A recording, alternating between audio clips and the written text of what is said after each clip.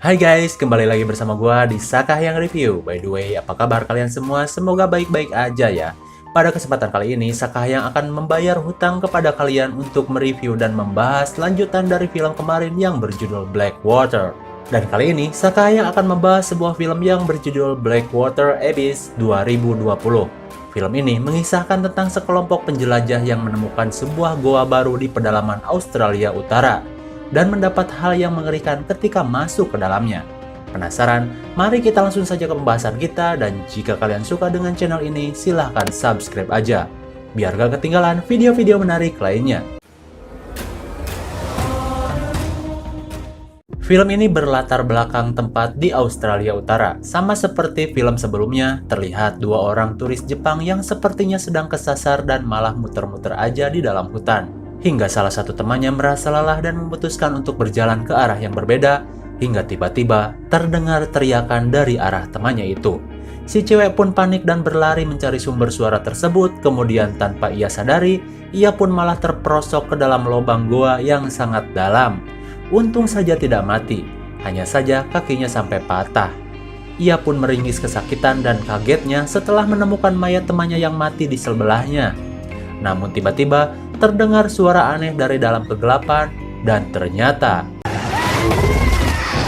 yah, mati juga akhirnya. Dan film Blackwater Abyss pun dimulai. Kemudian scene beralih kepada sebuah keluarga baru di komplek perumahan. Sepertinya mereka adalah sepasang suami istri yang masih belum mempunyai anak. Terlihat sang suami yang bernama Eric pun seperti sedang mempersiapkan alat-alat untuk eksplorasi. Sedangkan istrinya sedang sibuk stalking HP suaminya. Sepertinya si Jen merasa curiga kepada suaminya, takutnya si Eric selingkuh. Perasaan seorang istri. Singkat cerita, datanglah teman-teman mereka yang bernama Victor dan Yolanda. Mereka pun adalah pasangan suami istri. Namun gua jelasin dikit di sini ya. Di keluarga Eric lah yang suka banget dengan kegiatan outdoor, sedangkan Jenna tidak. Dan jika di keluarga Victor, Yolanda lah yang sangat suka terhadap outdoor, sedangkan Victor tidak. Udah paham ya? Kemudian mereka pun bersiap dan berangkat, menemui seorang teman dekat yang suka berpetualang bernama Cass. Namanya emang Cass, yang berarti duit. Dia adalah tipe orang yang suka berbisnis dalam eksplorasi. Sesampainya di sana, mereka pun berkumpul, dan Cass menjelaskan tujuan eksplorasi ini. Dikatakan, Cass ketika itu sedang ditugaskan untuk mencari turis yang hilang, namun tiba-tiba ia menemukan sebuah lubang gua yang masih perawan dan tak pernah terjamah.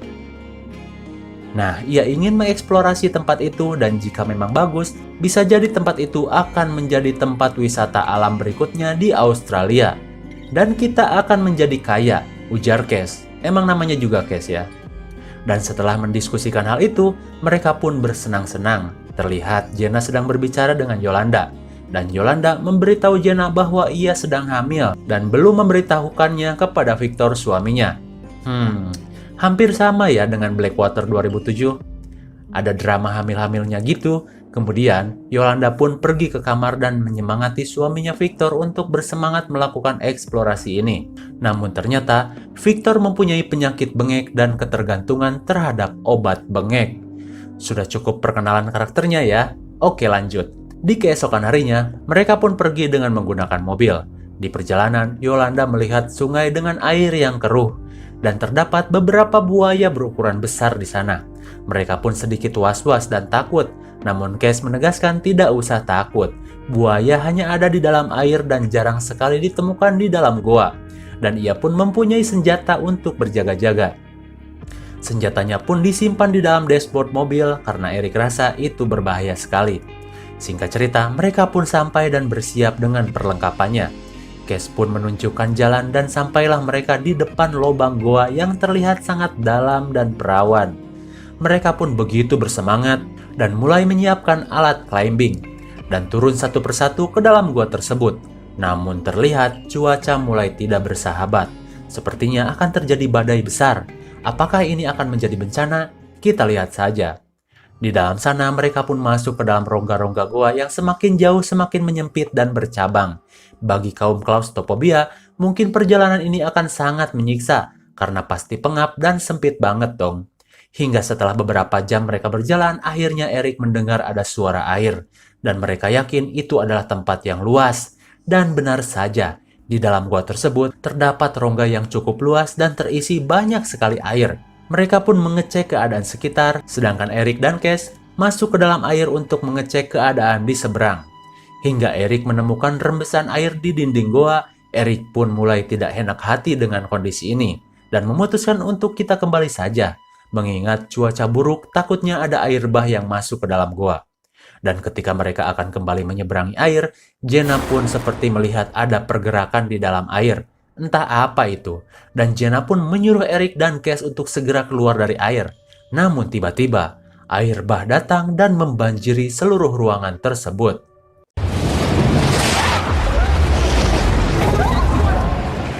Untung saja mereka berhasil selamat dan naik ke atas batu. Namun seluruh ruangan di jalan mereka pulang sudah terendam oleh air. Mereka menyadari hal ini terjadi akibat hujan deras di luar sana. Dan kini mereka pun harus terjebak di dalam gua tersebut tanpa ada jalan keluar selain masuk ke dalam lubang yang sudah terendam air. Belum lagi, volume air yang kian meninggi membuat mereka semakin gelisah. Ini hanya masalah waktu sebelum seluruh ruangan terendam air. Dan Jenna memberitahu Erik ada pergerakan aneh di dalam air. Mereka harus berhati-hati karena tidak tahu apa itu. Namun mau bagaimana lagi? Satu-satunya cara keluar adalah masuk ke dalam air. Hingga mereka pun turun dan berbaris menyeberangi air. Di sini kita sudah merasa deg-degan dengan situasi ini. Hingga tiba-tiba ketika mereka hampir mencapai seberang, Victor malah menemukan ada tas di dalam air yang berisi kunci mobil. Dan ketika ia berusaha mengambilnya, tiba-tiba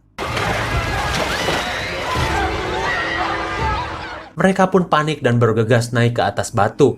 Mereka tahu Victor diterkam buaya yang sangat besar. Yolanda panik dan berteriak hingga tiba-tiba ada sesosok tubuh mengambang. Dan ketika diangkat, ternyata itu adalah jasad dari turis Jepang, bukan jasad dari Victor. Semua orang melihat ke sekeliling dan untung saja Victor berhasil lolos meski dengan luka di bagian perutnya. Mereka pun termenung sejenak, namun air semakin meninggi. Erik pun harus memberanikan diri bersama Case untuk pergi ke dalam air untuk pergi meminta bantuan.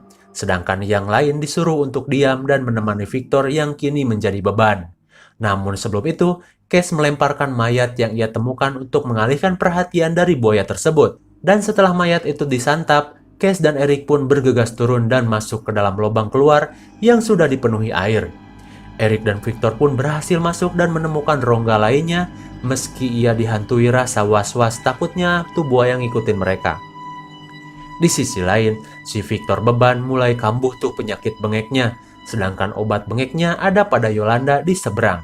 Yolanda pun melemparkan alat itu namun gak nyampe. Dan karena bengeknya udah makin parah, Yolanda pun memaksakan diri untuk masuk ke dalam air dan tiba-tiba buaya pun datang. Untung saja Yolanda nggak bergerak dan buaya itu hanya lewat saja. Ia pun berhasil selamat dan memberikan alat bengek itu kepada Victor. Kembali kepada Erik dan Case. Ia yang terus mencari jalan keluar malah menemukan jalan buntu. Pintu keluarnya sudah tertutup batu. Dan mereka pun memutuskan untuk kembali saja dan mencari jalan lain. Hingga tiba-tiba kaki si Erik tergecet batu dan hampir kehabisan nafas. Untung saja ada rongga udara sehingga si Erik bisa selamat. Namun si Case yang sudah duluan pergi malah menemukan mimpi buruknya.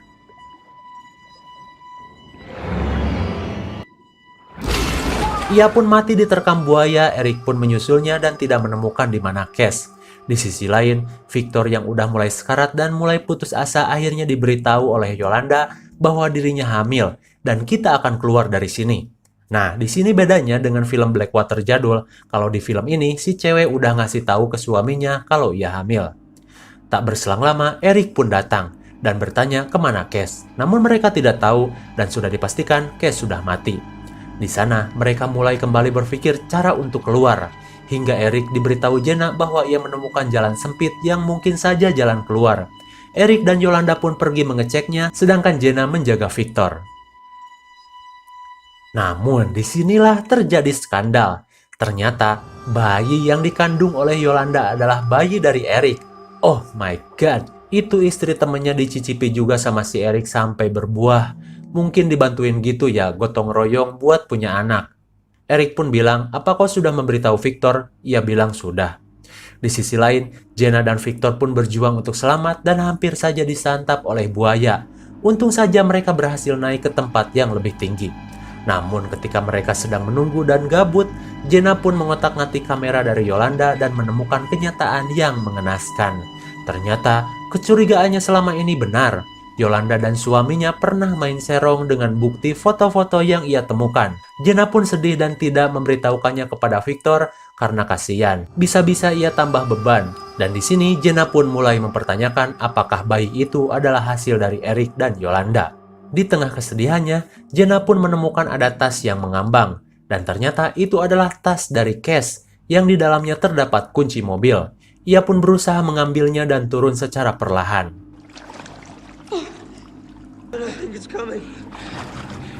Untung saja ia selamat dari sergapan buaya dan malah pingsan kejedot batu. Victor pun berusaha menolong Jenna, namun ketika ia sampai di bawah,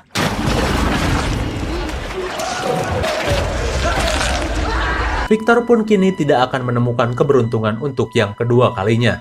Ia pun mati. Tak berselang lama, Eric dan Yolanda pun datang dan menanyakan di mana Victor. Jenna bilang ia sudah mati. Yolanda pun sedih. Iya deh. Dan kemudian Jenna pun mulai mempertanyakan hubungan Eric dengan Yolanda, teman dekatnya. Dan akhirnya mereka pun mengaku, namun tidak mengaku mereka berselingkuh. Eric bilang itu hanya kesalahan saja. Iya, kesalahan. Bucat di dalam maksudnya ya. Jenna pun semakin sedih, namun ini bukan waktunya drama-dramaan. Mereka harus segera keluar dari sini, hingga kebetulan mereka pun menemukan ada seberkas cahaya terang menyinari gua ini di dalam air. Dan mereka rasa itu adalah cahaya matahari, maka mungkin saja itu adalah jalan keluar mereka. Karena itu adalah satu-satunya kesempatan, mereka pun memberanikan diri masuk ke dalam air secara perlahan. Hingga tiba-tiba muncullah si buaya air yang lebih mengerikan dibanding si Eric sebagai buaya darat.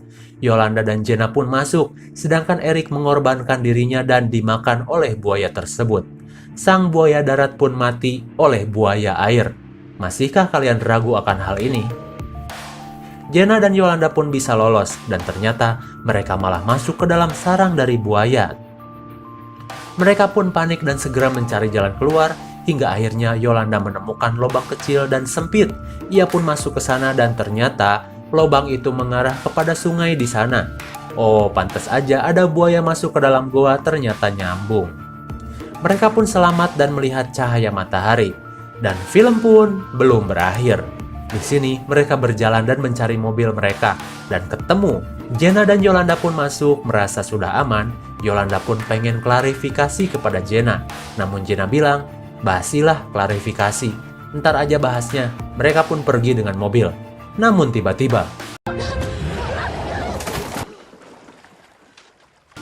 mereka pun kembali terjun ke dalam air dan hampir saja tenggelam. Dan tentu saja kembali didatangi buaya air yang mendekati mereka.